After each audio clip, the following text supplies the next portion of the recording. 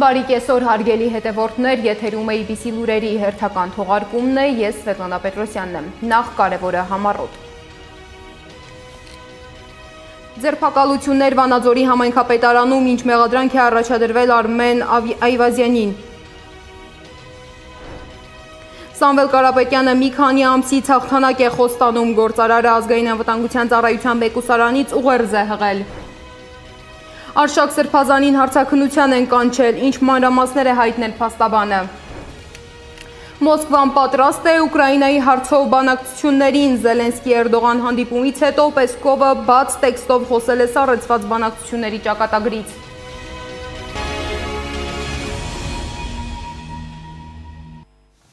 Եվ այսպես արտաքին գործերի նախարար Արարատ Միրզոյանը արձագանքել է Թուրքիայի արտաքին գործերի նախարար Հական Ֆիդանի այն հայտարարությանը, թե Հայաստանի համար կարևոր է Թուրքիայի հետ հարաբերությունների կարգավորումը եւ եթե Թուրքիան անի դա հիմա, Հայաստանից կխլի Ադրբեջանի հետ խաղաղության համաձայնագիրը ստորագրելու ամենամեծ դրդապատճառը։ Նույն կերպ կարևոր է նաև Ադրբեջանի հետ հաստատված խաղաղության հետագա ինստիտուցիոնալացումը։ Երկու ուղղություններով էլ Հայաստանն անկեղծ ջանքեր է գործադրում։ Միառժամանակ, սակայն այս երկու բաղադրիչներից որևէ մեկը մյուսով պայմանավորված չեն, եւ եթե պայմանավորվեն, փորձենք դրանց միջև պատճառահետևանքային կապ տեսնել։ Գուցե պարզվի, որ Թուրքիայի հետ հարաբերությունների ամբողջական կարգավորումը կարող է ոչ թե բացասաբար, այլ ճիշտ հակառակը դրականորեն անդրադառնալ Հայաստանի եւ Ադրբեջանի միջև կարգավորման գործընթացի վրա։ Ինչ վերաբերվում է տրանսպորտային ենթակառուցվածքների ապաշրջափակմանը, օգոստոսի 8-ին Վաշինգտոնում տեղի ունեցած խաղաղության գագաթնաժողովում համաձայնեցվել են այդ գործընթացի հիմնական սկզբունքները՝ տարածքային ամբողջականություն, սահմանների անխախտելիություն, ինքնիշխանություն, իրավազորություն, փոխադարձություն։ Սրանց շրջանակներում սահմանված թրիփի ուղին կապելու է թե Ադրբեջանը Նախիջևանի հետ, թե Հայաստանն այլ երկրների հետ, թե ավելի լայն աշխարհագրությամբ տարածաշրջաններն իրար հետ, Հայաստանի եւ Ադրբեջանի միջոցով։ Հայաստանը շահագրգիռ կերպով ակտիվ ջանքեր է գործադրում այն հնարավորինս շուտ կյանքի կոչելու ուղղությամբ։ Եթե պաշտոնական Երևանը խոսում է ակտիվ քաղաքական երկխոսության եւ սահմանների հնարավոր բացման մասին, ապա Անկարան հիշեցնում է. դուռը կբացվի միայն այն ժամանակ, երբ Բաքուն կասի ամեն ինչ ավարտված է։ Այսպիսով լսենք, թե ինչ է ասել Թուրքիայի արտաքին գործերի նախարարը։ Ադրբեջանի եւ Հայաստանի միջև խաղաղության ստորագրման պահից պատրաստ կլինենք կարգավորել մեր հարաբերությունները Հայաստանի հետ։ Դա ավելի վաղ ենք ասել։ Հայաստանի տարածաշրջանում խաղաղությունն այդքան ցանկանալու ամենամեծ պատճառը Թուրքիայի հետ հարաբերությունների հարցում մեր կողմից քաղաքական կամքի արտահայտումն է։ Հայ-թուրքական հարաբերությունների կարգավորումը, սահմանի բացումն ու տնտեսության ակտիվացումը Հայաստանի համար կարևոր են։ Զանգեզուրի միջանցքը պահանջողն Ադրբեջանն է։ Այն միացնելու է Նախիջևանի եւ Ադրբեջանի հողերը։ Մենք այստեղ Եվրոպայից եկող տարանցիկ ճանապարհի գլխավոր շղթան ենք։ Մեզ նույնպես դա պետք է։ Այժմ, քանի որ Զանգեզուրի միջանցք չկա, մեր առևտուրը Կենտրոնական Ասիայի, Կովկասի եւ Ռուսաստանի հետ իրականացնում ենք Վրաստանի եւ Իրանի միջոցով։ Օգտվում ենք նաեւ ծովային ուղիներից, ռուսական նավահանգիստներից, հատկապես պատերազմից առաջ։ Զանգեզուրի միջանցքը այս պահին Ադրբեջանի եւ Հայաստանի միջև շարունակվող քննարկման թեմա է։ Մինչ Ստամբուլում թուրքական կողմը առաջ է տանում ադրբեջանական թեզերը, հենց նույն քաղաքում արտաքին հարաբերությունների հանձնաժողովի նախագահ Սարգիս Խանդանյանը ԵԱԿ խորհրդարանական վեհաժողովի 23-րդ նստաշրջանում մի շարք լավատեսական թեզեր է հնչեցնում։ Լսենք նրան։ Այսօր այս խորհրդարանական վեհաժողովի պատմության մեջ առաջին անգամ ես պատիվ ունեմ ուրախությամբ հայտարարելու, որ Հայաստանի եւ Ադրբեջանի միջև խաղաղություն է հաստատվել։ Օգոստոսի 8-ին Վաշինգտոնում ստորագրված պատմական խաղաղության հռչակագիրը ամուր եւ իրական հանձնառություն է երկու երկրների կողմից առաջ մղելու խաղաղության գործընթացը եւ վերջապես փակելու հակամարտության էջը։ Եվ վերջապես այստեղ Թուրքիայում գտնվելով չեմ կարող չարտահայտել իմ լավատեսությունը, որ Հայաստանի եւ Թուրքիայի միջև հարաբերությունների կարգավորման գործընթացը նույնպես շուտով կբերի դրական արդյունքներ։ Այժմ ընթացող կառուցողական եւ ակտիվ քաղաքական երկխոսությունը մեզ հույս է տալիս, որ այն շուտով կվերածվի մեր հարաբերությունների ինստիտուցիոնալացման, սահմանների բացման եւ ավելի լայն համագործակցության։ Հեռախոսով զրուցել են Հայաստանի և Սիրիայի արտաքին գործերի նախարարներ Արարատ Միրզոյանն ու Ասադ Ալ-Շայբանին։ Ըստ հայկական կողմի հաղորդագրության պայմանավորվել են համատեղ ջանքերով, այդ թվում փոխայցելությունների միջոցով ակտիվացնել քաղաքական երկխոսությունն ու փոխադարձ հետաքրքրություն ներկայացնող ոլորտներում գործակցությունը։ Երկու երկրների նախարարները անդրադարձել են տարածաշրջանային զարգացումներին։ Ըստ սիրիական կողմի հաղորդագրության երկրի արտաքին գործերի նախարարը հայ գործընկերոջը շնորհավորել է Հայաստանի և Ադրբեջանի միջև խաղաղության հաստատման համար և մտքեր են փոխանակել խաղաղության շարունակական ամրապնդման ուղղությամբ իրականացվող քայլերի շուրջ։ Իսկ Հայաստանի էկոնոմիկայի նախարար Գևորգ Պապոյանն էլ Թբիլիսիում հանդիպել է Վրաստանի էկոնոմիկայի և կայուն զարգացման նախարարի հետ։ Հանդիպման ընթացքում հայ և վրացի նախարարները անդրադարձել են երկու երկրների տնտեսական օրակարգին վերաբերող մի շարք այլ հարցերի։ Նշեմ, որ Գևորգ Պապոյանը Վրաստանում է Հայաստանի Հանրապետության նախագահի պաշտոնական այցի շրջանակում։ Վահագն Խաչատուրյանը Թբիլիսիում հանդիպել է Վրաստանի նախագահ Միխայիլ Կավելաշվիլիի, վարչապետ Իրակլի Կոբախիձեի և Վրաստանի խորհրդարանի նախագահ Շալվա Պապուաշվիլիի հետ։ Մինչ գործող իշխանությունը խոսում է ժողովրդավարության, խոսքի ազատության, արդարության ու հավասարության մասին, Հայաստանի բանտերում գտնվող քաղբանտարկյալների վերաբերյալ տարբեր զեկույցներ ցույց են տալիս հակառակ պատկերները։ Ժողովրդավարություն հաստատելու համար իշխանության եկած ղեկավարության կառավարման տարիներին դեմոկրատիան անկում է ապրում։ Մանրամասները ներկայացում է Անահիտ Սարգսյանը։ Հայաստանում ժողովրդավարության վիճակը վատթարանում է, այս կարծիքին է Վիդեմ ինստիտուտի տնօրեն Ստաֆան Լինդբերգը։ Նրա հիմնադրած ինստիտուտի 2025 թվականի ժողովրդավարության զեկույցում նշվում է, որ Հայաստանն անցել է ընտրական ժողովրդավարություն ունեցող երկրների շարքին, մինչդեռ 2018 թվականին պատկերը բոլորովին այլ էր։ Քաղաքագիտությունը ասում է, որ ժողովրդավարությունը բաղկացած է մի քանի բաղադրիչներից, որից ընդամենը մեկն է ընտրությունները, միայն ընտրությունները բավարար չէ երկրի քաղաքական ռեժիմը գնահատելու համար։ Քաղաքագետ Նարեկ Գալստյանը նշում է, որ 2018 թվականից Հայաստանն անցել է ամենաարագ ավտորիտարիզացվող 10 երկրների շարքը եւ սկսել գործել այսպես կոչված մեսենջերային արդարադատությամբ, այսինքն հաղորդագրությունների փոխանցմամբ քրեական գործեր են հարուցվում քաղաքական դրդապատճառներով։ Ինչ վերաբերում է ընտրական ժողովրդավարության բնույթին, քաղաքագետն այն ծուղակ է համարում։ Հայաստանի դեպքում ամենաշատը լիբերալ ժողովրդավարությունն է թիրախավորվում։ Լիբերալ ժողովրդավարություն դա իրավունքի գերակայությունն է եւ իշխանությունների տարանջատման սկզբունքի պահպանում։ Այստեղ հատկապես այս առումով մենք ունենք լուրջ խնդրեմ, որովհետեւ առանց այդ էլ մի այսպես կայուն ինստիտուտներ չունենք, իսկ հիմա այնպես է ստացվել, որ Հայաստանում օրենսդիր իշխանություն գիտենք, որ գերակշռությունը մեկ քաղաքական ուժ է, քաղաքացիական պայմանագիրը։ Քաղաքացիական պայմանագիր կուսակցության պատգամավոր Հասմիկ Հակոբյանը տեղյակ է Հայաստանի Հանրապետության ժողովրդավարությանն անդրադարձող միջազգային զեկույցներից, սակայն բոլորովին այլ կարծիքի է։ Հետազոտության համար միայն չի վերցվում օրինակ, իշխանության մեծամասնության ներկայացուցիչի որևէ օրինակ խոսք, արարք եւ այլն։ Այնտեղ Անկաների չի մեր հասարակության համար, բայց նույն ընդդիմությունը եւս խորհրդարանում ներկայացված ընդդիմությունը եւս իշխանությունը եւ նրանց վարքագիծը եւս ազդեցություն է ունենում նույն այդ հետազոտությունների վրա, բայց որ Հայաստանում ժողովրդավարություն է եւ գնալով ավելի է ինստիտուցիոնալ դառնում, դա միանշանակ է եւ դուք չեք գտնի դուրս եկեք փողոց, ոչ թե ինձնից հարցրեք, այլ քաղաքացիներից հարցրեք, չեք գտնի այն մարդկանց բազմությունը, որը կարող է ցուցիչ լինել ժողովրդավարություն չլինելու, անկում ունենալու համար։ Ըստ հետազոտությունների Հայաստանում ժողովրդավարությունն անկում է ապրել պատերազմից հետո, սակայն պատգամավորը շեշտում է, որ ժողովուրդն իրենց ավելի շատ մեղադրում է, որ խոստացված պողպատե մանդատը առավելագույնս չեն կիրառել եւ ավելի խիստ մեթոդներով չեն պաշտպանել ժողովրդավարությունը դրա դեմ գործողներից։ Թե ինչպես են հասկանում ժողովրդի ուզածը, բացատրում եմ։ Մենք լսում ենք ժողովրդին, շփվում ենք ժողովրդի հետ։ Օրինակ այս ընտրություններից հետո ընդդիմադիրներն ասում են, դե մենք պետք է նաև հետևություն անենք, որ պետք է ժողովրդի հետ շատ շփվենք, բայց շփվեք։ Քաղաքագետ Ստեփան Դանիելյանը կարևոր է համարում հասկացությունների փոխարինումը, այն էլ Հայաստանի նման երկրներում, երբ վարչապետը միշտ խոսում է ժողովրդի անունից։ Ժողովրդավարությունը եւ ժողովուրդը նույնականացվում են։ ժողովուրդը եւ ժողովրդավարությունը նույնական չեն, որովհետեւ եթե ժողովրդի վրա է ամեն ինչ հիմնում, ապա դա ամբողջավարություն է կոչվում, օխլոկրատիա է կոչվում, ոչ թե դեմոկրատիա է կոչվում։ Հիմա ինքը հայտարարում է, որ ինքը ժողովրդի ներկայացուցիչն է եւ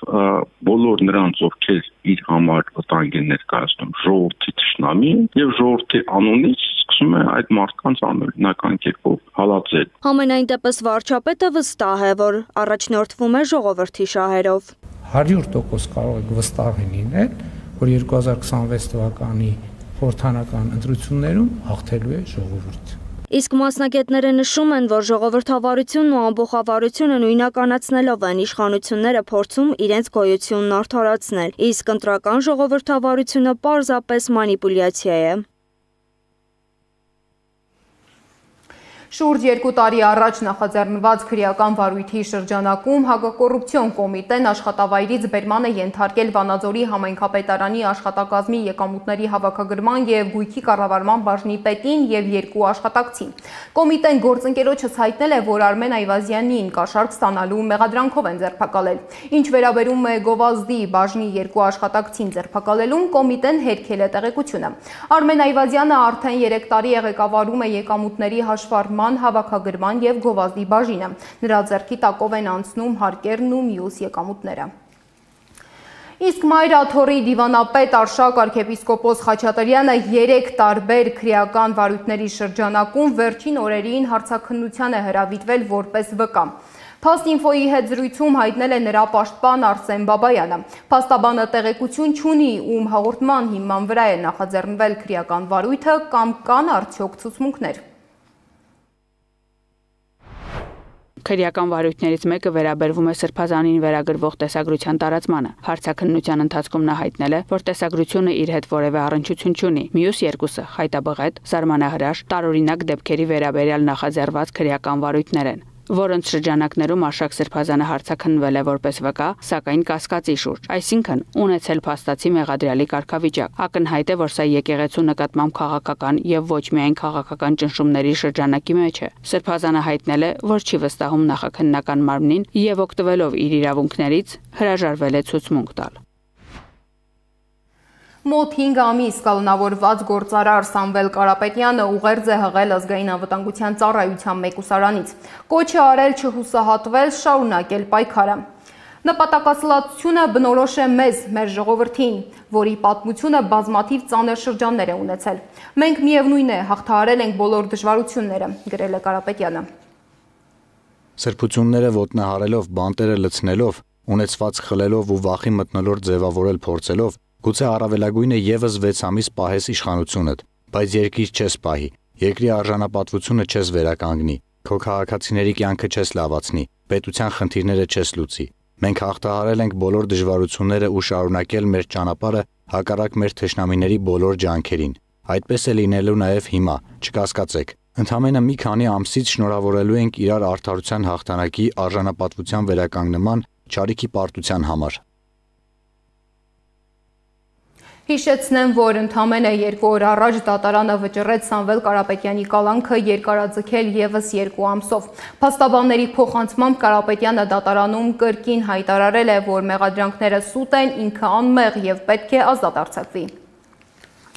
Իսկ այսօր ժամը 15-ին գլխավոր դատախազության դիմաց ակցիա է հաջակցություն քաղբանտարկյալներին։ Որպես այս տարիներին քաղաքական հետապնդումների ենթարկված բազմաթիվ քաղաքացիների գործերով ներգրավված իրավապաշտպան փաստաբան Վարազդատ Հարությունյանը կոչ է արել մասնակցել ակցիային։ Քաղբանտարկյալների իրավունքների պաշտպանությունը քաղաքական կարևորագույն օրակարգերից է, գրել է նա։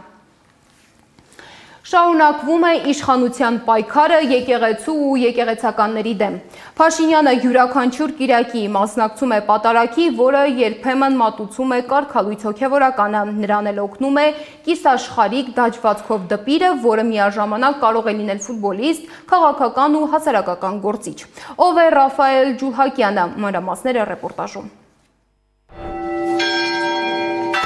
Եկեղեցուց ֆուտբոլի դաշտ ու խորհրդարան։ Ռաֆայել Ջուլհակյանն է, որը հայտնի դարձավ կարգալույց Ստեփան Ասատրյանի մատուցած պատարագի ժամանակ։ Ջուլհակյանը մասնակցում էր որպես դպիր։ Պարզվում է, Ռաֆայել Ջուլհակյանը քաղաքացիական պայմանագրի երիտասարդական կառույցի անդամ է։ Ռաֆայելը դպիր է դարձել սահմանված կարգով, Տեր Զարեհ Քահանա Աշուրյանի միջնորդագրով։ 2018 թվականին Արարատյան հայրապետական թեմի առաջնորդական փոխանորդ Տեր Նավասարդ arczepiskopos Կճոյանի ձեռամբ։ Քաղաքացիական պայմանագրի պատգամավոր Տրթած Սարգսյանն էլ ասել է, որ նախկինում չի ճանաչել թիմակցին, միայն վերջերս ֆուտբոլ խաղալիս է հանդիպել։ Դաջվածքով դպիրը նաև ԿՊ-ական պատգամավոր Տիգրան Պարսիլյանի օգնականն է։ Ջուլհակյանը հայտարարում է, որ իր դպիր լինելը ձեռնադրություն չէ, այլ կրթություն։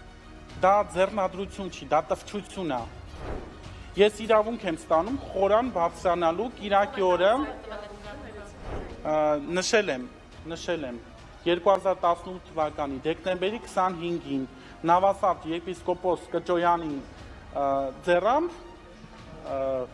այսպես ասած ձեռնադրություն է արարողությունը կոչվում, բայց դա տվչություն է համարվում։ Դպիր եմ դարձել, բայց դա կոնկրետ ինձ չի պարտավորեցնում, որ ես պետք է գիտեք ամբողջ օրը եկեղեցում լինեմ։ Նա ինքն է իրեն անվանում կիսաշխարհիկ մարդ։ Նրա խոսքով հակաեկեղեցական կարգերի մասնակցելու իրավունք ունի, սակայն պարտավոր չէ ամբողջ օրը համբերատար կանգնել եկեղեցում։ Նա նաև ուզում է ապրել որպես հասարակ քաղաքացի, իրավունք ունենալով ոչ միայն հոգևոր, այլև աշխարհիկ կյանքի ընտրություններ կատարել, ինչպես օրինակ ֆուտբոլ խաղալ։ Ջուլհակյանն ասում է, որ հիասթափվել է եկեղեցուց եւ որոշել է դուրս գալ եկեղեցական շրջանակից եւ որպես աշխարհիկ մարդ անդամակցել է քաղաքացիական պայմանագրին։ 2020 թվականից հետո, երբ որ եկեղեցուց դուրս եկա, ես հիասթափված արդեն եկեղեցուց դուրս եկած որպես քաղաքացի, որպես աշխարհիկ մարդ, նույնը խոսում եք դաջվածքի մասով,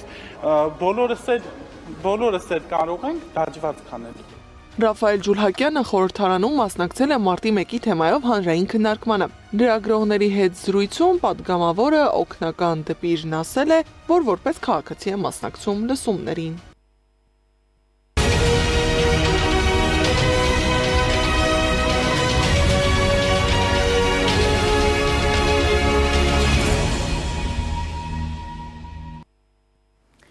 Իսրայելական բանակը կրկին հարվածել է Լիբանանի հարավին, ըստ Ցախալի մամուլի ծառայության, թիրախը Հեզբոլլահ շարժման օբյեկտներն են։ Վերջին օրերին Իսրայելն ակտիվացրել է Լիբանանին ուղղված հարվածները։ Ավելի վաղ իսրայելական բանակը Լիբանանի հարավում գտնվող մի շարք շրջանների բնակիչների կոչ է արել տարհանվել։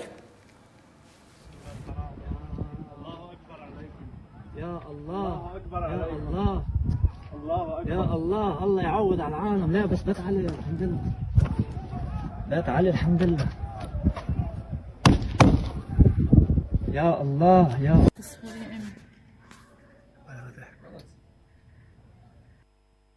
Անկարայում Ուկրաինայի նախագահ Վլադիմիր Զելենսկիի հետ բանակցություններից հետո Թուրքիայի նախագահ Ռեջեփ Թայիփ Էրդողանը հայտարարել է Ուկրաինայի կարգավորման ուղղությամբ Ռուսաստանի և Ամերիկայի Միացյալ Նահանգների հետ աշխատանքի կարևորության մասին։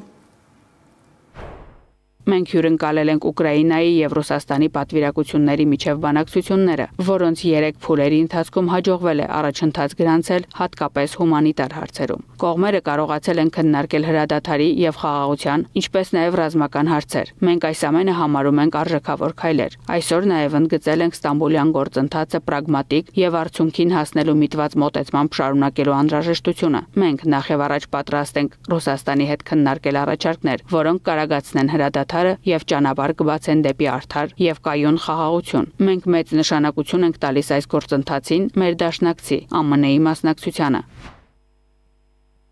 Զուգահեռ Մոսկվան պատրաստ է բանակցել ուկրաինական հակամարտության կարգավորման շուրջ, հայտարարել է Ռուսաստանի Դաշնության նախագահի մամուլի քարտուղար Դմիտրի Պեսկովը։ Նրա խոսքով բանակցային գործընթացում դադար առաջացել է Կիևի մեղքով։ Պեսկովը նաև հայտարարել է, որ Ռուսաստանի և Ամերիկայի Միացյալ Նահանգների նախագահներ Վլադիմիր Պուտինի և Դոնալդ Թրամփի հեռախոսազրույցը անհրաժեշտության դեպքում կարելի է արագ կազմակերպել։ Միջազգային մյուս լուրերը հավաքագրել է իմ գործընկեր Անի Աբաղյանը։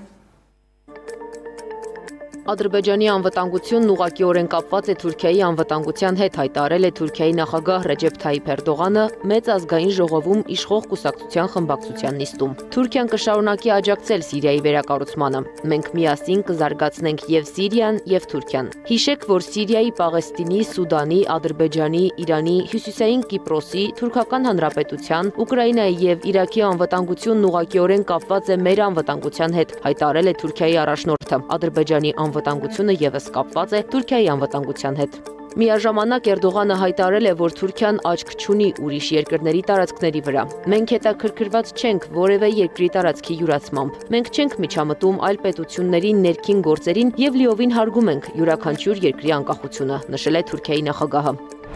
Լիտվան Ռուսաստանին նոր բողոքի նոտա է հղել, դատապարտելով Ուկրաինայի վերջին հրետակոծությունը եւ նշելով Կիևում Ադրբեջանի դեսպանատանը հասցված վնասը։ Նոտայում նշվում է, որ նոյեմբերի 14-ին Ռուսաստանի կողմից Կիևում Ադրբեջանի դեսպանատանը հասցված հարվածը զգալի վնասել է շինությունը, ինչը Վիլնյուսը համարում է դիվանագիտական հարաբերությունների մասին Վիեննայի կոնվենցիայի կոպիտ խախտում։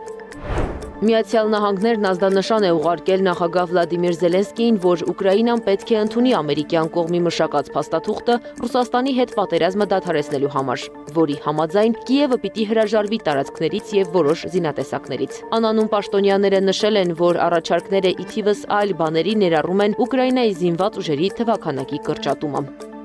Միացյալ Նահանգների նախագահ Դոնալդ Թրամփը հավանություն է տվել Վենեսուելայում գաղտնի գործողություններ անցկացնելու ծրագրերին։ Միացյալ Նահանգները նաև գաղտնի բանակցություններ է վարել լատինամերիկյան երկրի ներկայացուցիչների հետ, որի ժամանակ քննարկվել է Նիկոլաս Մադուրոյի ճակատագիրը եւ Վաշինգտոնի հասանելիությունը նավթին։ $1 տրիլիոն բոնուս ստանալու արդյունքում Իլոն Մասկը հաջորդ 10 տարիների ընթացքում տարեկան ավելի շատ կվաստակի, քան Միացյալ Նահանգների բոլոր տարրական դպրոցների ուսուցիչները միասին վերցրած, հաշվել է Washington Post-ը։ Գվատեմալայում զբոսաշրջիկներին հաջողվել է տեսանկարել Ֆուեգո հրաբուխի ժայթքումը, Ինդոնեզիայում էլ ժայթքել է Սեմերու հրաբուխը։ Մոխրի բարձրությունը հասել է 5.7 կիլոմետրի։ Անիա Բաղյան, Սեդա Մակարյան, Անդրանիկ Մանսուրյան, ABC Media։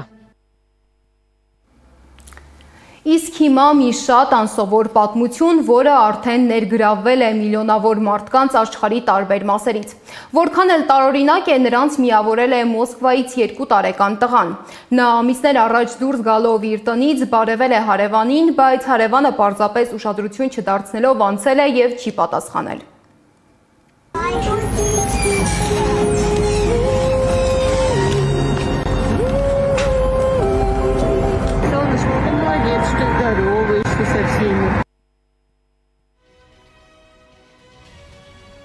Փոքրիկը այնքան է նեղսրտել, որ նույնիսկ սկսել է լացել, հուզիչ կադրեր տարածվել են համացանցում եւ այժմ ամբողջ աշխարհը ողջունում է Արիստարխին։ ABC Media-ն նույնպես միանում է ֆլեշմոբին եւ ողջունում է փոքրիկ տղային։